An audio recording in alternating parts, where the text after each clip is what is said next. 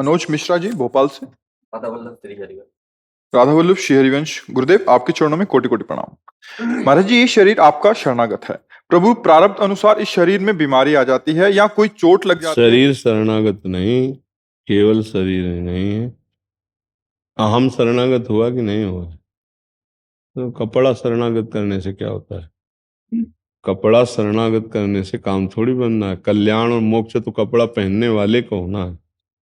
शरीर शरणागत है तो आप कौन है? अभी आप शरणागत नहीं हुए क्या है? हाँ, अहम शरणागत नहीं है, आप शरणागत नहीं है, तो शरणागति अधूरी मानी जाएगी। केवल शरीर शरणागति नहीं, तन वांग मनोभिर अमलय सोहम तवैवाश्रितः।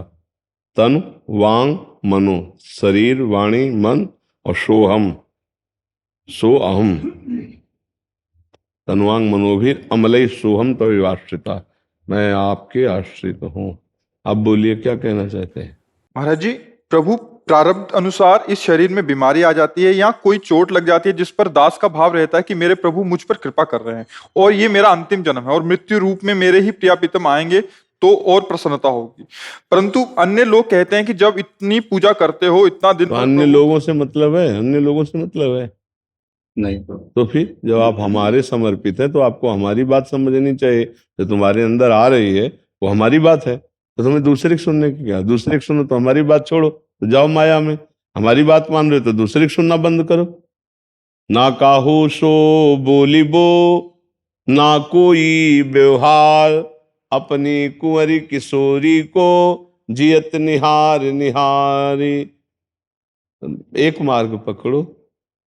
सुने न काहू की कही, ध्यान से सुनिए, नारायण स्वामी का है।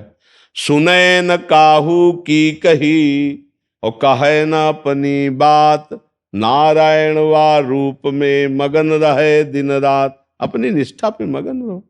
ये संसार के लोग तो कुछ भी बोलते, बातुल भूत विवश मतवारे, ते नहीं बोले बचन विचारे, तिनकर कहा सुनी नहीं काना। उनकी बात सुनने के क्यों? तुम्हारी भक्ति तो इतनी बुद्धि है, जिनकी भक्ति के पहाड़ हैं उनको पहाड़ जैसा दुख भोगना पड़ा। अभी बैठे थे कि नहीं बैठे थे? तो फिर अपने को उसी निष्ठा में लाना है कि आखिरी जन्म में भगवान का जैसा तेरा किया मीठा लागे, तो जोई जोई प्यारो करे सोई मोहि भावे, बस राधा राधा राधा। ये संसार समुद्र है, निकल चलो चुपचाप तैर के। यहाँ कौन क्या कह रहा देखने सुनने में लगोगे फंस जाओगे। सीधे चलो, गुरु के वाक्य से ही मोक्ष की प्राप्ति होती है। मंत्र मूलम गुरु वाक्यम तो मोक्ष मूलम गुरु कृपा। और जब कह रहे हो मैं आपका समर्पित हूं, फिर क्या चिंता करना है? अच्छा, शरीर नाशवान, इसे जाना है, आपका भी जाएगा आपका भी जाएगा।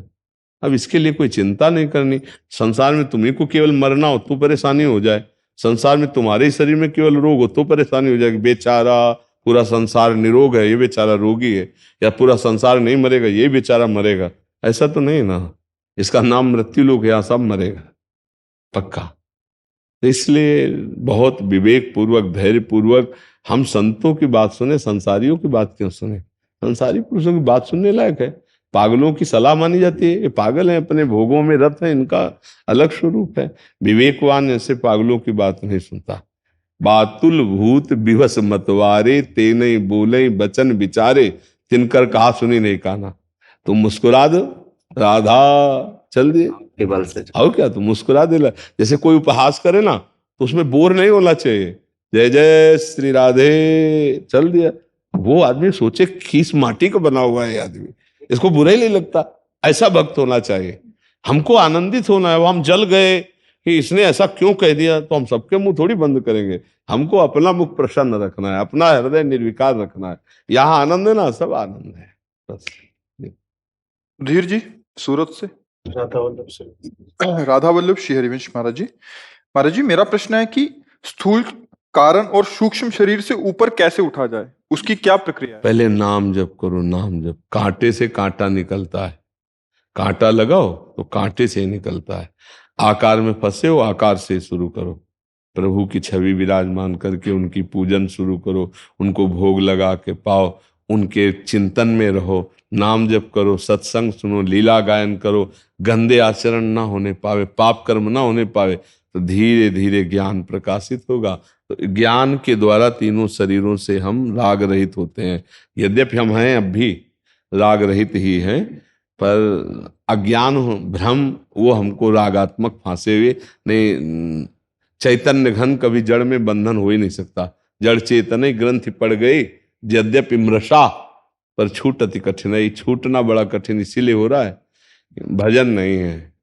भजन और सद आचरण, चरित्र पावन और भजन खूब, तो अभी सब समझ में आने लगेगा। अब यहाँ थोड़ा बारा भजन भी होता है, गंदी बातें देखते, गंदी बातें सुनते, गंदी बातें गंदी क्रियाएं करते, तो इसलिए हाथी स्नान जैसे नहा के निकला, धूल भरा, ऊपर सब डाल लिया, तो उससे कोई लाभ नहीं मिल पाता है। अगर चरित्र पावन रखे, देखो चरित्रहीन होकर के साधन ऐसे होता है जैसे चलनी में गैया दूध है तो दूध उसको एक बूंद पीने को नहीं मिलेगा। चलनी में गैया दूध है और दोष दैव को दे, हरिगुरु कहो न मान है, तो अपनो ही फल ले। अब कह रहे हमें बहुत समय हो गया साधन करने, कोई लाभ तो मिला नहीं। इसलिए लाभ नहीं मिला कि जैसे चलनी में गैया दूध है उसे दूध पीने को मिलेगा क्या? तो ऐसे चलनी हो, काम क्रोध लोभ मोह मद मत्सर जब जहां जैसे खेल खेल रहे हो मनमानी, और कह भजनानंदी भी बनते हो कि हमें भगवान भी मिल जाए, तो फिर अब संभलना पड़ेगा भाई। उन छेदों को बंद करो तब तो दूध टिके। पात्र छेद रहित हो तब उसमें दूध टिके। तो इसीलिए संतों का संग किया जाता है कि हम अपने दोषों को देखें। संत संग एक दर्पण है जिसमें हम अंतःकरण के दोषों को देख सकते हैं। जहां हम सत्संग सुनते तो हमें पता चलने लगता है हम कितने गहरे पानी में हैं या हमारा कितना दोष है, वो सब निकालना है। हम निर्दोष होकर, क्योंकि ब्रह्म निर्दोष है, भगवान निर्मल है, तो हम निर्मल मन करके ही भगवान को प्राप्त कर सकते हैं।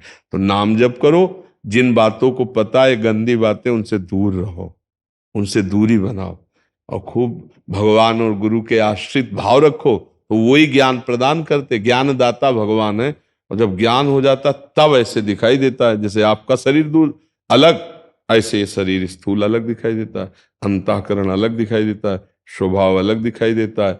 अपने दृष्टा है, इनको देख रहे हैं, इनके द्वारा जो क्रियाएं हो रही हैं बड़े शासन पूर्वक ठीक से। दृष्टा ही विकार रहित होता है, जो लिप्त हो जाता है वो विकार रहित थोड़ी होता है। तो दृष्टा बनने के लिए पहले साधन में लगो, भजन करो, हृदय निर्मल हो, तब फिर आप दृष्टा बन पाओगे। यद्यपि दृष्टा आप भी हो, पर वो नहीं, दृष्टा बने हुए भी भोग लोगे, क्योंकि समझ नहीं पाओगे, सच्चा ज्ञान उदय नहीं हुआ अभी। नाम जप पर ज्यादा ध्यान दो, नाम जप से ही सब जागृत हो जाएगा, समझ रहे? साधु संग और नाम जप, सत्संग और नाम जप, ये दो ऐसे साधन है जो सब कुछ प्रकट कर देंगे। भक्ति ज्ञान वैराग सब प्रकट हो जाएगा जी। श्याम सुंदर दास जी बंसीवट से। जी महाराज जी दंडवत प्रणाम। महाराज जी, मुझे ब्रजवास मिलने के बाद मैंने तय किया कि जो गुरुजी बोले वही सही है। क्या इससे कोई अपराध तो नहीं अन्य लोगों के प्रति? कैसा मतलब? मतलब अब मेरे जो गुरुदेव बोलेंगे वही सही है। हाँ, तो अन्य लोग है ही नहीं, ऐसा मानो ना। अखंड मंडलाकारम व्याप्तमेन चराचरम तत्पदम दर्शनमेन तस्मै श्री गुरुवे। गुरु को एक सीमा में नहीं रखा जाता, असीम। यही कमी हो जाती है हमें कि हम जब ये हमारे गुरु बस इतनी सीमा में, तो औरों की निंदा होने लगेगी, औरों की अवहेलना होने लगेगी। यदि हम औरों में भी अपने गुरु के भाव को देख सके तो हम सच्चे गुरु सेवक हैं। जैसे आकाश सर्वत्र है, ऐसे गुरु सबके हृदय में बैठे हैं। अपने गुरु जहां से गुरुमंत्र लिया, अधिक प्रियता, पूर्ण समर्पण, पर सब संत सब भगवंत सब स्वरूप हमारे। महाराज जी, अन्य संत जैसे कुछ लोग वंशीवट में जो अंदर रहते हैं, कुछ लोग जैसे बड़े महाराज जी के वंशीवट पीठाधीश्वर की बुराई करने लगते हैं, तो उस स्थिति हमें ऐसे लोगों के पास ही नहीं बैठना ना, जो किसी की भी निंदा करे। हाँ, किसी की भी निंदा करे, हम उससे संभाषण नहीं करते। क्यों? हम सुलझने के लिए बैठे हैं कि उलझने के लिए बैठे हैं? सब में यही बात हमारी, सब में मेरा गुरुदेव, सब में मेरा परमात्मा है। अब आप निंदा स्तुति वो तो गुरुजनों की किसी की भी करो तो हमें बर्दाश्त नहीं होगी, क्योंकि सब में मेरे प्रभु हैं। मेरे पास केवल भगवत चर्चा, और वो भी सुलझने के लिए। तो ऐसा ही संग करो, जहां आपको लगे कि गड़बड़ है तो उठा, बाबा जी को क्या अपने उठे चल दिए। हमारी कोई मित्रता है क्या? और दोबारा हमारे पास आए तो दरवाजा खुलेगा नहीं, क्योंकि आपका मार्ग अलग है, हमारा मार्ग अलग। हमें आपसे द्वेष नहीं, पर हमारे शास्त्र कहते हैं, महापुरुष संत कहते हैं, ऐसा संग कभी न करे जो पर चर्चा, पर दोष दर्शन, पर निंदा आदि ऐसे कभी संग न करे। जिनके संग कुमति मति उपजय करत भजन में भंग, तजोरे मन हरि विमुखन को। देखो, भजन करने वाले को टाइम ही नहीं है। सही पूछो ना, हमारे दिमाग को केवल भगवदाकार करना है। ये भ्रम है कि कोई बुरा है यहाँ। तुमको सच्ची बता दे, शीशे लगे हैं अलग अलग, एक सतोगुणी, एक तमोगुणी, एक रजोगुणी, तो उनसे वो परमात्मा का रूप अलग अलग नजर आ रहा है। एक दुष्ट रूप नजर आ रहा है, एक साधु रूप नजर आ रहा है, एक भोगी रूप, एक योगी रूप। लेकिन नहीं, विद्या विनय संपन्ने ब्राह्मणे गविहस्तिनी सुनिचय सुपाके च पंडिता समदर्शिना। एक शीशा का अलग अलग स्वरूप होता है, जिसमें चेहरा टेढ़ा नजर आएगा, एक में बड़ा भयानक नजर आएगा, एक में बड़ा छोटा नजर आएगा, एक में बड़ा सौम्य नजर आएगा। दर्पण का ऐसा प्रभाव होता है। तो मान लो एक दर्पण ऐसा पूरा महल में लगाओ जो विविध दर्पणों से युक्त हो, तो आपको अपना ही रूप विविध रूपों में दिखाई देगा ना। मतलब इससे है संसार, एक ही परमात्मा विविध रूप, स्वप्रतिबिंब विभ्रमा। ज्ञान से देखो तो और भक्ति से देखो तो एक ही इष्ट भगवान सब में विराजमान है। निंदा करने वाले में भी भगवान है, पर हम उसका संग नहीं करेंगे, क्योंकि शास्त्र आज्ञा करता है। भगवत भाव उसमें भी, उसकी भी हम निंदा नहीं करेंगे, उसकी भी हम अवहेलना नहीं करेंगे, पर संग नहीं करेंगे। अगर कोई पूछे उसका संग क्यों नहीं करोगे, तो हम योग्य नहीं है उनके संग करने के योग। समझ रहे, हम उसकी भी निंदा, अगर उसकी निंदा कर दी तो उसमें हमें अंतर क्या रह गया। ऐसे नहीं, मतलब जवाब नहीं दे पाता, लेकिन पीड़ा होती है सुन करके गुरुजी। हाँ, तो और कोई प्रशंसा तो करे गुरुदेव की तो अच्छा लगता है, बुराई करे तो हमें बुराई वाले के पास बैठना नहीं है, दूरी रहना है। और देखो, गुरु ब्रह्म है, हमको सिर्फ मानना है ब्रह्म है बस। अपना काम बनाना हो जिसको, तो गुरु की बात मान ले, गुरु ब्रह्म है ये मान ले बस। दुनिया की बातें न सुने, नहीं तो अगर दुनिया की बातें सुनेगा ना, तो आपको सच्ची बता दें, शुद्ध सोने का कोई गहना बन ही नहीं सकता। शुद्ध सोने का कोई गहना नहीं, उसमें मिलावट होगी। संतों के चरित्रों में ऐसी बातें पाई गई है जो पचेंगी नहीं। बड़े बड़े महापुरुषों के, हमने खुद एक बड़े महापुरुष जिनको शरीर की भी शुद्ध नहीं, अब जैसे लोग आके बैठे थे तो ऐसे, बच्चा तुम्हारे गाय है? तो कहते हाँ स्वामी जी, रबड़ी नहीं पाई बहुत दिनों से, थोड़ी रबड़ी बच्चा। हाँ स्वामी जी। अब जो माताएं बहनें आती, बहू, हाँ स्वामी जी। कढ़ी बना लेती हो? हाँ स्वामी जी, बहुत दिन तक कढ़ी नहीं पाई, स्वामी जी आज ही बना के ले आए। हाँ ले आओ बच्चा। अब बताओ आप क्या सोचोगे कि कढ़ी और रबड़ी में बाबा जी का तो जबान फंसी, ये ब्रह्मबोध कैसे हो? और स्थिति ऐसी है कि शरीर की शुद्ध नहीं, तभी समझ में नहीं आता कि महापुरुषों की लीला क्या है। तो इसलिए हमें चाहिए कि गुरुजनों के चरित्र पर हम ना जाए, गुरुजनों के उपदेश पर जाए। वो कैसी लीला, कब कहाँ क्या, वो भगवत स्वरूप। यदि अपना कल्याण करना हो, और ये तुम्हें पक्का बता दें कि शुद्ध सोने के गहने नहीं होते, मिलावट होती है।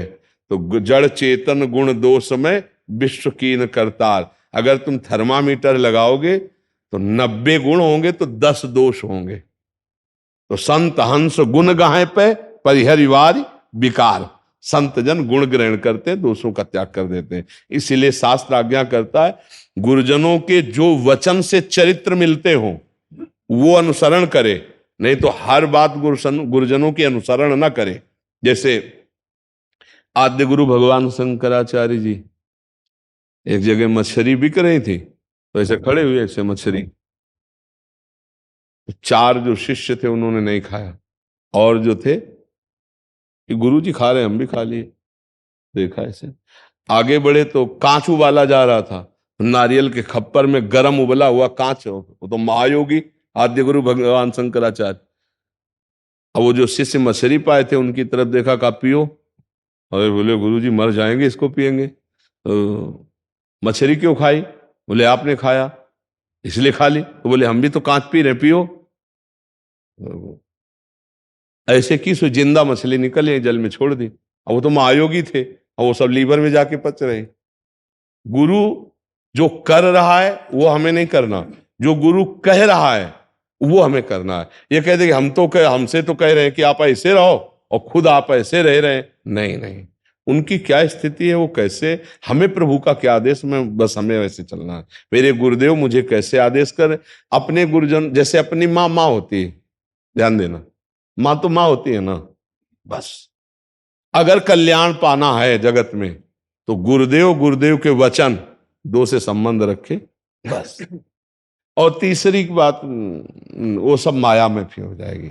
गुरु वाक्यम और गुरुदेव के चरणारविंद साक्षात परब्रह्म परमात्मा, और दूरी बना के रहे संसार के व्यक्तियों से। अपने गुरुजी अपने ब्रह्म हैं, अपने प्रभु हैं। क्या खा रहे हैं, क्या पी रहे हैं, कैसे उठ रहे हैं, कैसे बैठ रहे हैं, मुझे जो आज्ञा है मैं वैसे जी रहा हूं, और उनके लिए जो आज्ञा है मैं वैसा कर रहा हूं। बस ऐसा भाव रखे, जो आज्ञा जैसे मेरे प्रीतम मेरे प्रभु, तो वहीं भगवान का साक्षात्कार हो जाएगा। गुरुजन जानबूझ के कुछ ऐसी लीला करते हैं जिनको पार पाना बहुत कठिन है। संतों के बस यही मात संगोस्त दुर्लभ हो, पर लिखा है अगम्यो, अगम्यो मतलब निर्वाह करना बहुत कठिन। निर्वाह कर ले जाओ तो अमोघश्च निश्चित भगवत प्राप्ति हो जाएगी। तो किसी और की मत सुनो, अपने भाव, अपने गुरुजनों के भाव में रहो। गुरु बहुत करुणामयी माँ है, सच्ची मानिए। कोई गुरुजनों से प्यार करना नहीं जानता, वो अमोघ प्यार करने वाले हैं। लाख हो गुण करे पर अपने शिष्य का कल्याण करके ही। गुरुजनों का ऐसा स्वभाव होता है, मतलब गुरु कृपा ही केवलम, बस इतना है कि गुरु कृपा ही केवलम। जब गुरु जी की बात आती है तो बस हृदय भर आता है कि जो बड़ी बड़ी साधनाओं से नहीं हुआ उनकी मुस्कुराहट से हो गया। मुस्कुरा कह दिया जाओ सब ठीक हो जाएगा, सब ठीक हो गया, उन्हीं की कृपा से। ये ओम मिश्रा जी कानपुर से। राधे राधे बाबा। महर्षि आपके चरणों में साष्टांग दंडवत प्रणाम। महाराज जी, हम आपके बल से स्वयं को आपका शरणागत मानते हैं। जीवन की हर स्थिति में प्रथम आपका स्मरण हो ऐसा प्रयास करते हैं। महाराज जी, हम शरणागत हो गए हैं, इसकी पुष्टता कैसे होगी? जब हमारे हृदय में कोई दुख की वृत्ति आवे तो उस समय हमारा मन कहाँ भाग के जाता है, या सुख की वृत्ति आवे कहाँ भाग के जाता है, वही आश्रय माना जाता है। दुखद और सुखद परिस्थिति में मन की पहली वृत्ति कहाँ गई, ये देखना आ जाता है। अगर किसी व्यक्ति की याद आई कि उसको फोन करें, समस्या का समाधान हो जाएगा। या सुखद वृत्ति आई तो जिसकी याद आई वो कौन सा है, कोई व्यक्ति है या भगवान है या गुरुदेव है। तो जहां हमारी वृत्ति प्रथम वृत्ति जाए, प्रथम वृत्ति, वहां आश्रय माना जाता है। सुख या दुख के संयोग के समय जिसकी हमको पहली वृत्ति बार बार जाए तो समझ लेना चाहिए कि ये अभी हमारा आश्रय बना हुआ है।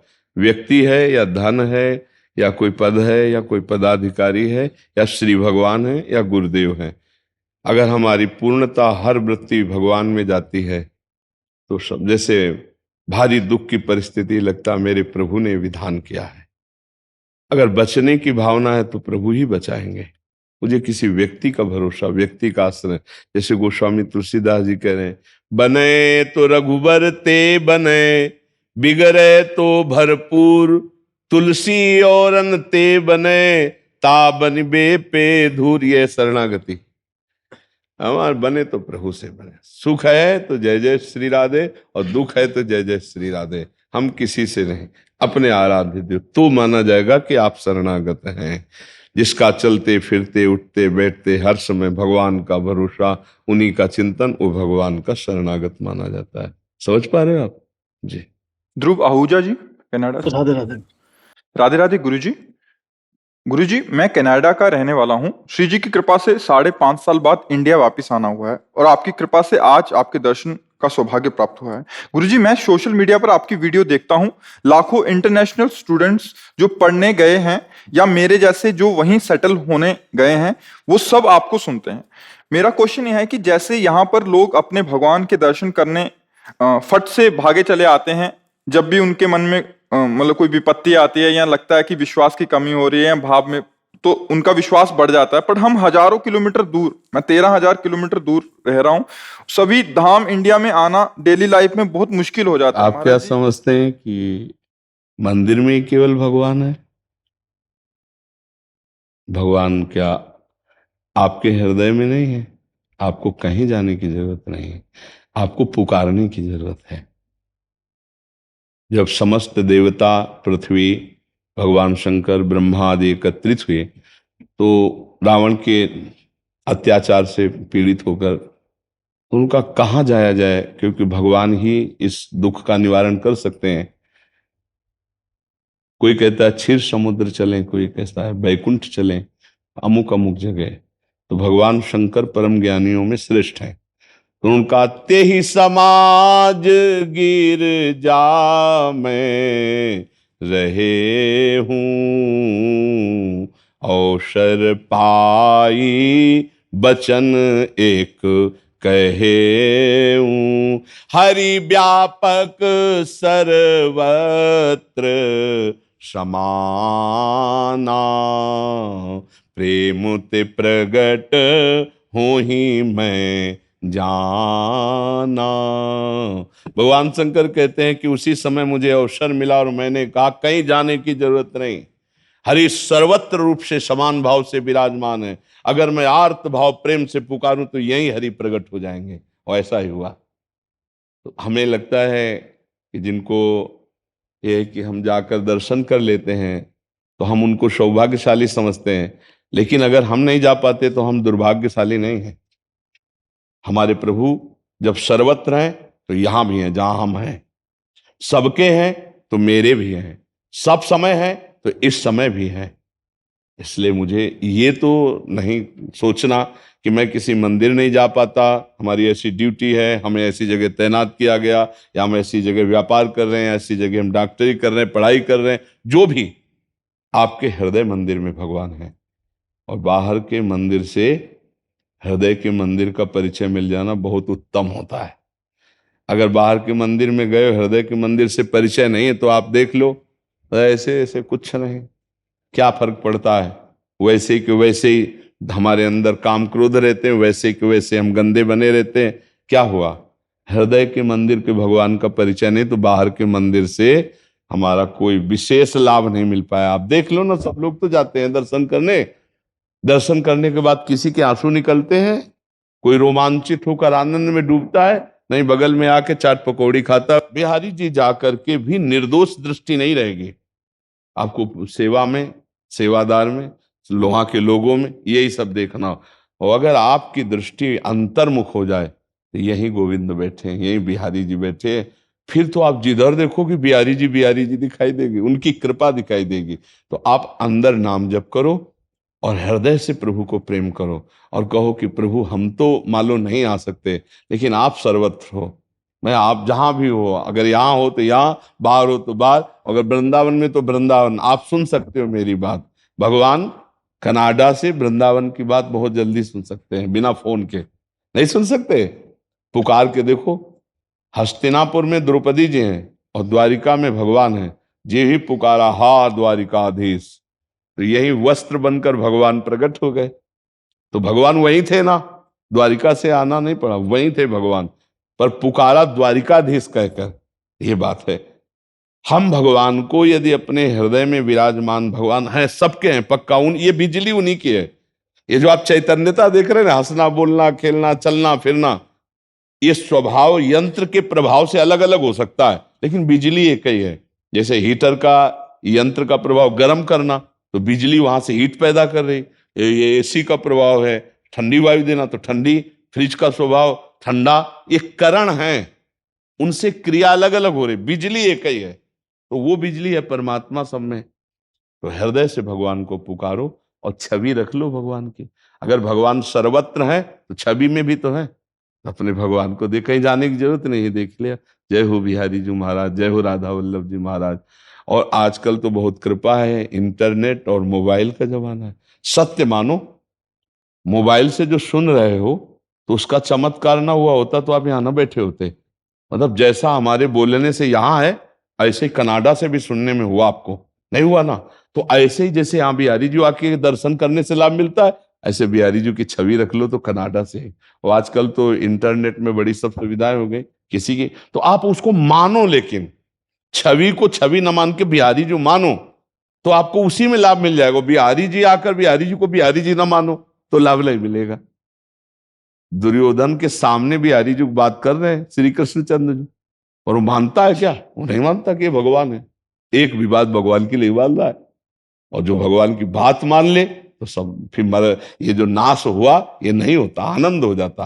तो हम माने कि जो छवि में भगवान है वो हमारे हैं, जो हृदय में भगवान है वो हैं, और ये नाम जप करें और हम भाव से रहें। हमको दुखी नहीं होना कि हमें भगवान ने वहां रख दिया तो हम यहाँ भारत में होते तो जल्दी आके दर्शन कर लेते, ऐसा नहीं। आप जहां हो आप भगवान के हो, जहां आप हो वहीं भगवान है। बस नाम, हमारी प्रार्थना सबसे ही रहती है, अपने कर्तव्य को पूजा समझो और नाम जप करते रहो। नाम जप से बड़ा मंगल होता है, नाम जप ही सब कुछ है। चाहे जिस हम ग्रंथ में, चाहे जिस पंथ में, जिन संतों की वाणी पढ़ रहे हैं, सब में सार बात आती है, साधु संग और नाम जप, दो से परम कल्याण है, दो से परम पदवी। तो मान लो साधु संग आप 5.5 वर्ष बाद यहाँ आप आए हैं तो मिला, लेकिन आपको साधु संग वहां मिल रहा था, नहीं मिल रहा था, तभी तो आप मोबाइल में जब, तो साधु संग मानो, उसे मत मानो कि मोबाइल से कर रहे हैं, साधु संग मानो कि आज भगवान की बड़ी कृपा यंत्र के द्वारा जो वृंदावन में हो रहा, बैठे बैठे हम कनाडा से देख रहे हैं, अमेरिका से देख रहे हैं,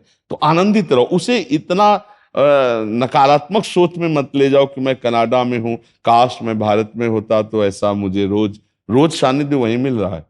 आप रोज राधा वल्लभ जी की आरती दर्शन कर सकते हो। आजकल सब जमाना है ना, सब यंत्रों में डाल दिया जाता है, लाइव चलता है, इधर आरती हो रही, उधर आप बैठे बैठे देख सकते हो, अमेरिका से बैठे बैठे दे। तो आजकल तो दुखी होने का, अगर आप सत्य मानते हो तो, अगर आप मानते हो कि ये तो मोबाइल से है, जो आनंद सामने बैठ करके है, तो फिर वो आपको दुख होगा। आप ऐसे मोबाइल, एक रुमाल बिछाओ, वैसे रख दो, जय संत भगवान, अब शुरू हो प्रवचन, शुरू ऑन कर दिया, अब बैठे आंख मूंदे, मानो आप राधा के कुंज में बैठे सत्संग सुन रहे वृंदावन में, आपको वैसे ही आनंद मिलेगा। आप तन्मयता पूर्वक सुने तो आपको वैसे ही आनंद मिलेगा। आप माने तो है, ना माने तो फिर नहीं, मानने का सारा खेल है। तो हम भगवान के हैं, भगवान जहां हम हैं वहीं हैं हमारे, हमको चिंता करने की जरूरत नहीं। दो काम करो, रोज सत्संग सुनो, नाम जप करो। तो सत्संग सुनोगे तो गंदे आचरण छूट जाएंगे, नाम जप करोगे तो हृदय में आनंद और बल प्रकट होगा, अध्यात्म बल, उससे आप विजयी हो जाओगे। कई बार हम कहा है कि बाहरी शत्रु को मारने के लिए हमारे पास कलाएं हैं, लेकिन अंदर के शत्रु को कैसे मारे? काम को, क्रोध को, लोभ को, मोह को, मद को, मत्सर को, ये इतने बड़े दुश्मन है कि हमारा जीवन बर्बाद कर देते हैं। तो हम ये कहते हैं अध्यात्म की सबको जरूरत है। अगर आप अध्यात्म को धारण करेंगे तो आप अपने अंदर के शत्रु को काबू में कर सकेंगे। ये हमें चाहिए कि हम अध्यात्म के द्वारा अपने को बलवान बनाए। आंतरिक शत्रुओं को जिसने पराजित कर दिया, तो बाहरी शत्रु को पराजित करना उसके लिए कोई बड़ी बात नहीं है।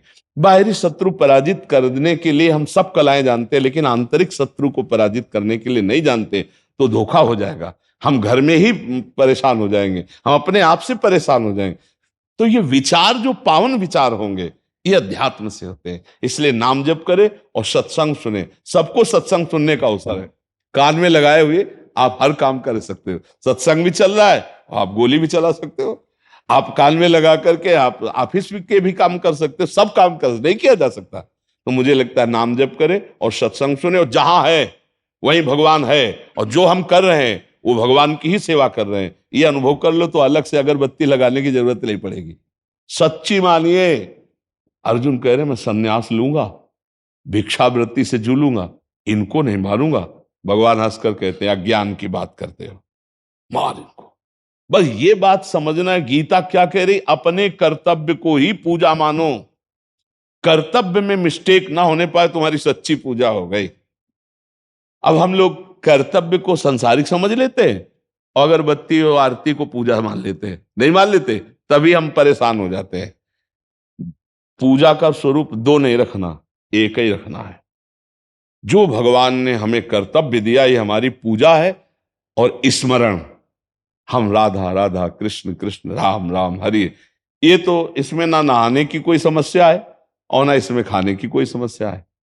जब मिले जैसे मिले, जय भगवान की पा लिया और अपने कार्य में रत है अपने। हाँ, ये जरूर है कि अगर हम गंदी चीजें खाएंगे पिएंगे तो भजन में मन नहीं लगेगा।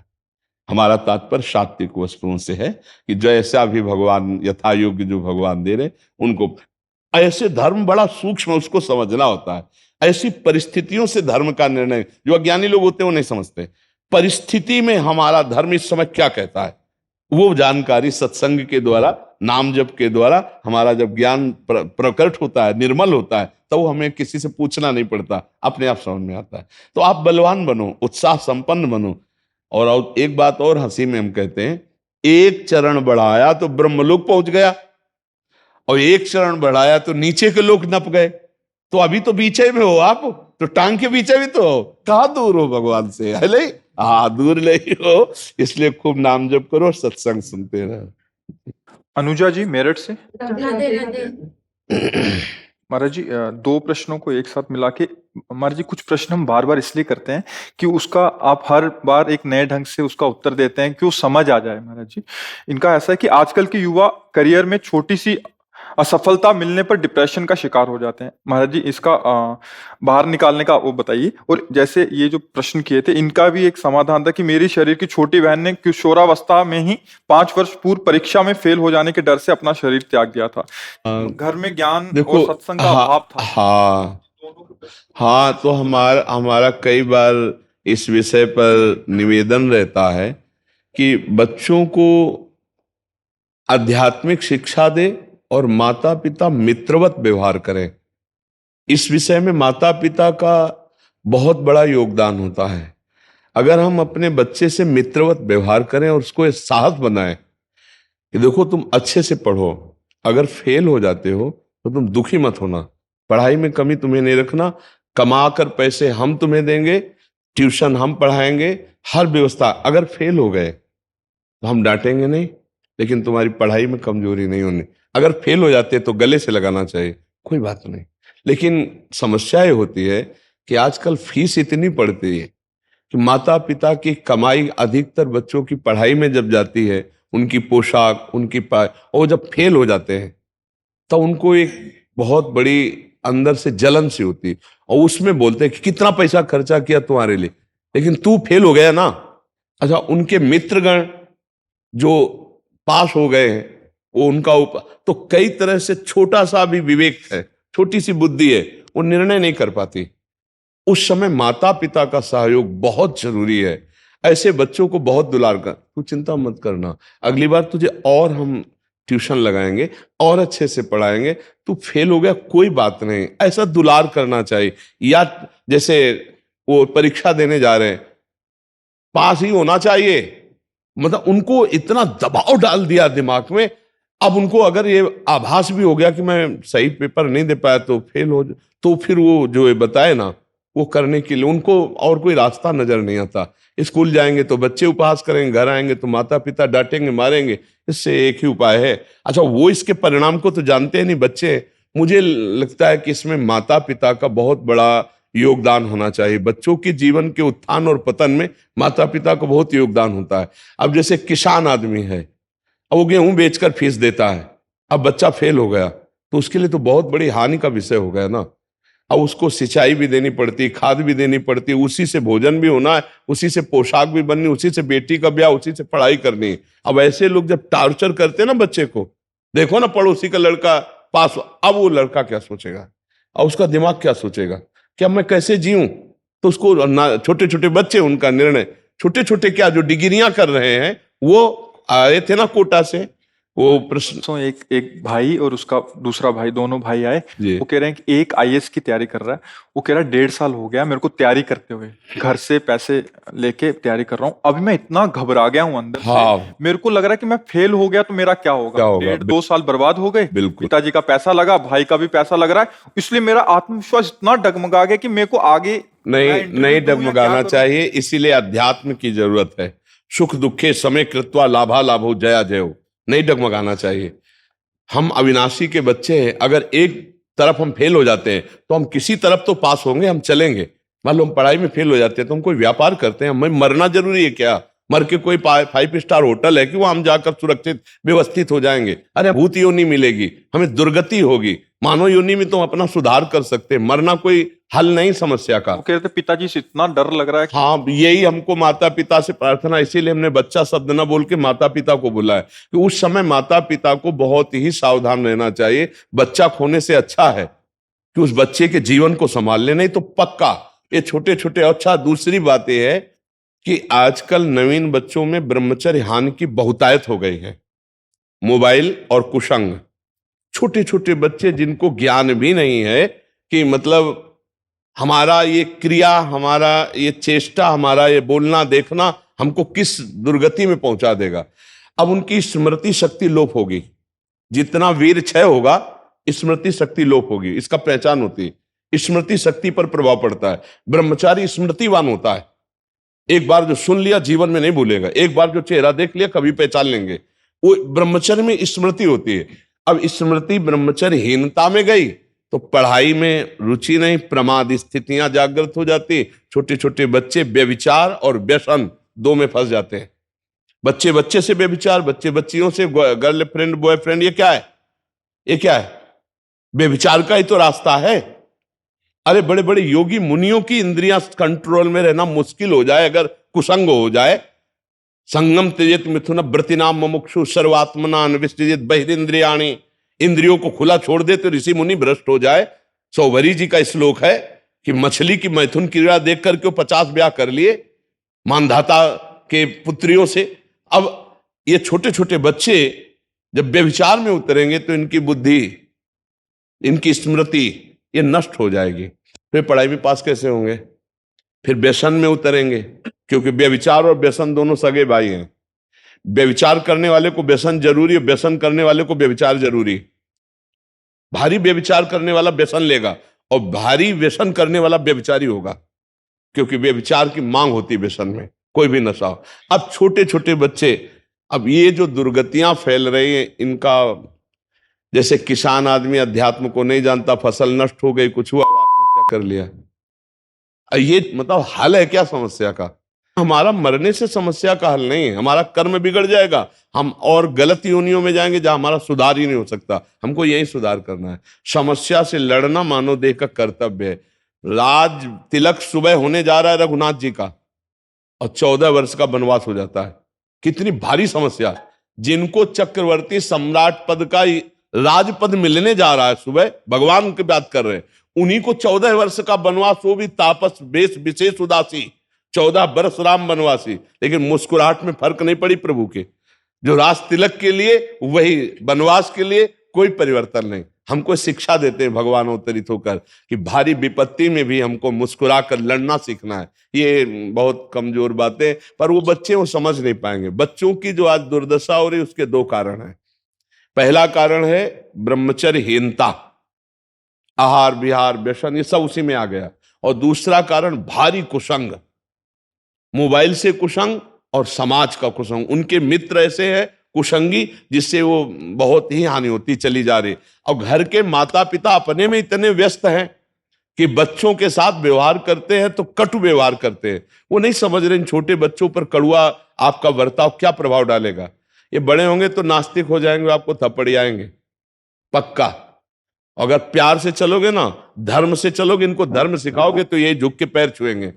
बस माता पिता बालकें बुलावे उधर भरे सोई जतन। जैसे कुम्हार जरा सा चूक जाए तो उस पात्र का आकार टेढ़ा हो जाएगा। बहुत सावधानी से ऊपर से पिटाई करते हुए अंदर हाथ रखे हुए उसको आकार देता है घड़े को। ऐसे ही माता पिता कुम्हार हैं बच्चे के जीवन के लिए। उनको चाहिए 10 मिनट कम से कम 24 घंटे में दोस्तवत बैठे, हंसे, बात करें। हाँ, आपके मोबाइल में क्या क्या देखते हैं आप? आपके दोस्त ने आपको कोई ऐसी गंदी बात तो नहीं सिखाई? आप कोई गंदी बात तो नहीं? देखो, अगर कोई गंदी बात करते हो ना, हमसे बता दो, कभी डरना मत, हम तुम्हारा सहयोग करेंगे, हम तुम्हें उस बात से निकालेंगे। छोटे छोटे बच्चों को ब्लैकमेल कर रहे हैं, छोटे छोटे बच्चों को गलत रास्ते में डालने के लिए ब्लैकमेल कर रहे हैं। ऐसे हमारे पास कितनी शिकायतें आई, चाहे बच्चा हो चाहे बच्ची हो। अब वो अपने मम्मी पापा से डर रहे हैं और दोस्त उनके साथ अनाचार दुराचार कर रहे हैं। वो कह किसी से सकते नहीं, अंततो गत्वा वो ऐसे रिजल्ट में आप आ जाते हैं जहां जिसको हम शरीर त्याग कहते हैं। इसलिए हमें लगता है सबसे पहला माता पिता का रोल है, वही गुरु हैं बच्चे के। उनको बचाओ, आज के कुसंग से बचाओ। अपने बच्चे और बच्चियों को शिक्षा दो। किसी को बॉयफ्रेंड गर्लफ्रेंड बनाने की जरूरत नहीं। आगे चलकर जब तुम जिस लड़के को पसंद करोगी, मैं कुछ नहीं देखूंगा, आपकी बात मानकर ब्याह करूंगा। पर अभी पढ़ाई में, अभी कोई बच्चा कोई भी बच्ची धर्म भ्रष्ट आचरण मत करना। आजकल नहीं देखना चाहिए, बात ये देखना चाहिए कि बच्चों की मित्रता पक्की और वो राजी है तो अवस्था के अनुसार फिर वो ज्यादा इधर उधर ना देखे आजकल, नहीं तो फिर तुम्हारी एक भी नहीं चलेगी और वो धर्म भ्रष्ट होकर के विविध प्रकार के आचरणों में फंस जाएंगे। तो अपने बच्चों को इतना कम से कम प्यार देकर अधिकार दे देना चाहिए कि अपने हृदय की बात अपने माता पिता से कह दे। माता पिता इतना डरा धमका करके बच्चों को रखते हैं कि वो अपनी बात कह नहीं पाते और वो हार जाते हैं, अपने जीवन से हार जाते हैं। इसलिए हमें लगता है पहली बात तो खूब पढ़ने की प्रेरणा दे, स्वयं बैठ के पढ़ाना। ट्यूशन तो पढ़े, स्वयं 10-5 मिनट आपको भी देखना चाहिए आप क्या पढ़ते हैं, आप क्या है, आपकी जीवनचर्या क्या है, आपकी दिनचर्या। फुर्सत ही नहीं, फुर्सत ही नहीं माता पिता को, तो फिर ऐसे बालकों के साथ घटना होती है। अगर हमें बैठकर पढ़ाया जाए, हमें बैठकर समझाया जाए, हमें बैठकर अध्यात्म की बातें सिखाई जाए, जीने की कला सिखाई जाए, तो हमें लगता है बहुत कुछ हो सकता है। गर्भस्थ शिशु को चक्रव्यूह रचना तोड़ना सिखा दिया अर्जुन ने। गर्भस्थ शिशु को, गर्भ में गर्भस्थ शिशु प्रहलाद को सिखा दिया नारद जी ने भक्ति का चरम अवस्था का स्वरूप। तो क्या प्रगट बालकों को हम नहीं संभाल सकते? प्यार क्या है? हमारा प्यार इतना दमदार नहीं है कि हम अपने बच्चे को अपने प्यार के शासन में लेकर हर बात उसकी समझे। लेकिन आज नहीं है, फुर्सत नहीं है, समय नहीं है। ऐसे ऐसे माता पिता खुद विक्षिप्त है जो अध्यात्म को नहीं जानते कि अपने बच्चों को, अपनी पत्नी को जहर दे के खुद मरने के लिए तैयार है। आप कितनी घटनाएं देखो ना। मुझे लगता है अध्यात्म के बिना पशुता जाति नहीं है। अध्यात्म रोज नियम से हमें सत्संग सुनना चाहिए, शास्त्र स्वाध्याय करना चाहिए, रोज नाम जप करना चाहिए, पवित्र आहार करना चाहिए, शराब पीना, मांस खाना, व्यभिचार करना, पराई स्त्री या पुरुष से संयोग करना, इनका त्याग कर दो। देखो बुद्धि कितनी सुंदर हो जाएगी। आप ब्रह्मचर्य रहिए कुछ महीने या कुछ वर्ष और फिर संतान का योग देखो आपकी संतान कैसे आती है। अब आप खुद भ्रष्ट हो तो संतान ब्रह्मचारी थोड़ी पैदा हो जाएगी, संतान विवेकवान थोड़ी पैदा हो जाएगी। तो इसलिए हमें लगता है सुधार तो किसान का खेत जितना अच्छा होता है और बीज जितना अच्छा होता है उतनी अच्छी फसल होती है। चरित्र सही होना चाहिए और विवेक सही होना चाहिए माता पिता का, तब बच्चों का उन्नति होती है। तो अगर शिक्षा दी जाए बेटों को कि प्रातःकाल उठ के रघुनाथा मात पिता गुरु नावै माथा, ये सिखाया गया था हम लोग। कर आगे वस्ते लक्ष्मी कर्म दे दो, धरती के पैर छू, ये सब। अब आजकल कौन पुत्र अपने माता पिता के पैर छूता है? माथा रख के प्रणाम करे माता पिता। हमें लगता शर्म लगेगी शायद बच्चे को माता पिता के चरण छूने में। क्यों? बूढ़े माता पिता के चरण छूना तो बात जान दो, उनको थपड़ियावे ना, बस इतनी बड़ी कृपा है। उनको पीठ न दे यही बड़ी कृपा है, उनको भोजन दे दे यही बड़ी कृपा है। तो आज जो समस्याएं बढ़ रही वो धर्म विहीन आचरणों के कारण बढ़ रही हैं। आज जो इस तरह की घटनाएं हो रही हैं, हमारा सौहार्द खत्म हो चुका है, वासना छा रही। माता पिता अपने में नहीं समझ पा रहे तो बच्चों को कैसे संभाले? माता पिता खुद नहीं समझ पा रहे हमारा धर्म क्या है तो बच्चों को कैसे संभाले? बच्चों की बहुत छोटी बुद्धि होती है, उनको समझाने के लिए छोटा बनना पड़ता है। जैसे छोटे बच्चे को खिलाने के लिए आप घुटनों के बल चलते हो तो हंसता है ना, ऐसे ही जब बच्चा 8-10 वर्ष का हो तो उसके जैसा बन के बात करे, उससे प्यार से बात करे, कभी गोद में बैठा ले, दुलार करे, उसकी जानकारी ले, उसकी वृत्ति कहाँ जा रही। अब 15-16 वर्ष का है तो दोस्त की तरह बात करे, आइए बैठिए, आप अपना मोबाइल दिखा सकते हैं, आप क्या क्या देखते हैं, आप किससे प्यार करते हैं, क्या बात करते हैं, कैसे आचरण है, आप कृपा करके दिखा सकते हैं? बिल्कुल दोस्त की तरह जैसे दोस्त से बात करते हैं। नहीं नहीं, हम नहीं।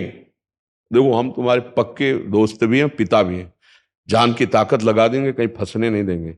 ऐसे तो उसको लगेगा कि भारी से भारी गलती करके हम अपने पापा से बात कर सकते हैं, हम भारी से भारी गलती करके अगर पापा डांटेंगे तो मम्मी से बात कर सकते हैं।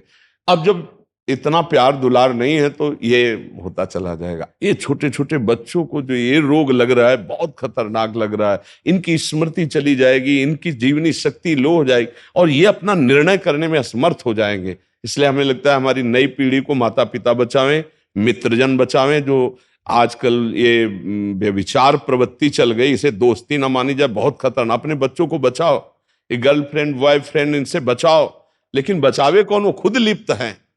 समस्या ये है कि बचाने वाले ही लिप्त हो रहे हैं। मतलब टीचर है, माता पिता है, उपदेशक है, पड़ोस के मित्र है, ये तभी बच सकते हैं ना जब ये अपने आप में हो। भाई टीचर सद्भावना युक्त हो, बच्चों को वैसे बैठा ला, जो खेलने का समय उस समय उनसे मित्रवत बात करें। लेकिन नहीं, किसी को फुर्सत कहाँ है? अगर टीचर अच्छी शिक्षा देगा तो ट्यूशन में देगा, अलग से ट्यूशन लो तो तुम्हें अच्छी शिक्षा देगा जिस विषय का। आजकल सब जगह गड़बड़ होना शुरू हो गया है, इसलिए समाज की विकृति बढ़ रही है। हमें तो लग रहा है अध्यात्म में सब संभले तभी हो सकता है, नहीं तो कोई उपाय आपको नजर आ रहा हो तो हमें बताइए। अध्यात्म के सिवा और कोई उपाय नजर आ रहा हो तो बताइए। बिना अध्यात्म में आप अपने को जब तक नहीं संभालेंगे तो अपने बच्चों को कैसे संभाल लेंगे। नई समाज हमारी अध्यात्म को समझ नहीं रही है, कैसे समझ जाएगी, कैसे संभलेगी। डॉक्टर, फिल्म और बड़े बड़े सीरियल, वेब सीरीज ये सब सपोर्ट कर रहे हैं, हस्तमैथुन को, गंदी बातों को, व्यभिचार को सपोर्ट कर रहे हैं। अब कैसे, अब हम लोग इसीलिए तो चुप हैं कि कैसे हम बोल कैसे सकते हैं, क्या बोलें, कैसे समझाएं हमारी बात। ये तो हम प्रणाम करते हैं आज के नवयुवकों को और अपने भारतवासियों को जो आज कुछ बात मान रहे हैं और मान करके चल रहे हैं और समझ रहे हैं। नहीं तो यार बाबा जी की बात, संत की बात कौन मानता है। सब मनमानी आचरण चल रहे हैं। ऐसी फिल्में दिखाई जाती हैं, ऐसी सीरीज, वेब सीरीज दिखाई जाती है जिनमें बेविचार प्रवृत्तियां बढ़े, जिनमें साधु महात्माओं का उपहास किया गया है, उनके वचनों की अवहेलना की गई है। तो कैसे वचन। अच्छा, नए बच्चे वेब सीरीज देखते हैं, भाई दोनों पक्ष दिखाए जाए। अगर हम कह रहे हैं कि कोई नाटक दिखाया जाए तो एक दिखाया जाए दंभी पाखंडी नाटकी का, तो एक सत्य का भी दिखाया जाए, जिससे यह भी तो पता चले कि जो नकली है उसका असली भी होता है। असली अगर नोट ना हो तो नकली उससे कैसे बनेगा। तो नकली यदि मिला तो असली होगा। तो दोनों पार्ट दिखाया जाए तो लोगों की श्रद्धा तो बढ़े। तो ज्यादातर पार्ट दिखाया गया नकली का ही। अब वो मनमानी आचरण कर रहे हैं, उनके ऊपर अंकुश करे तो कौन करे। दो ही हैं अंकुश करने वाले, या तो सदगुरु संत महात्मा ब्रह्म ऋषि, और या तो शास्त्र। तस्मात् शास्त्रम प्रमाणम ते कार्य कार्यो व्यवस्थित।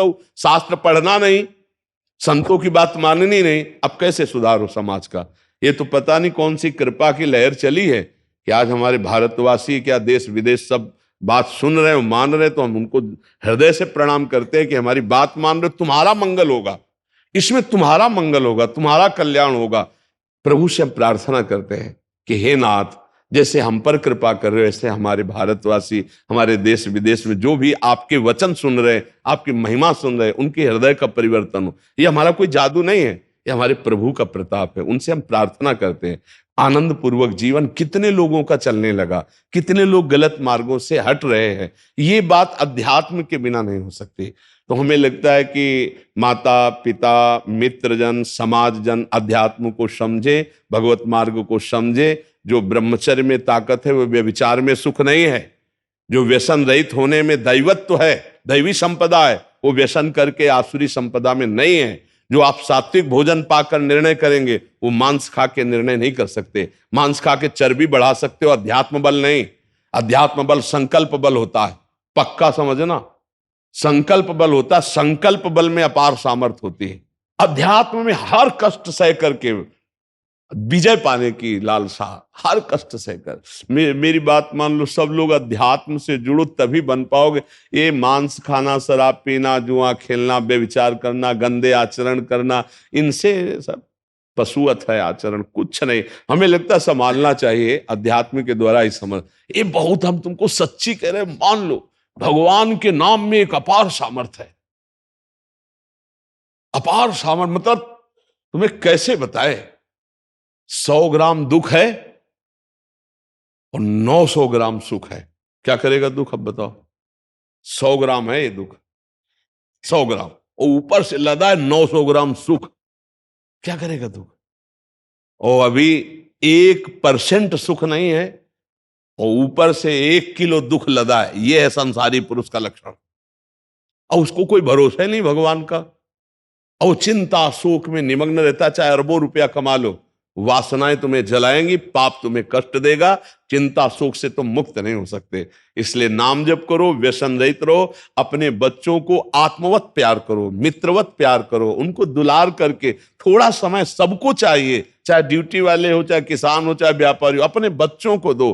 क्योंकि ये वो पीढ़ी है जो हमारे राष्ट्र के लिए भविष्य है। इन्हीं में से कोई कौन बनेगा, क्या बनेगा, पता नहीं इनके भाग्य में। इसलिए सबको समय देना चाहिए। भाईचारा, मित्रता का व्यवहार, एक दूसरे से मिलकर उनके दोषों का नाश करना।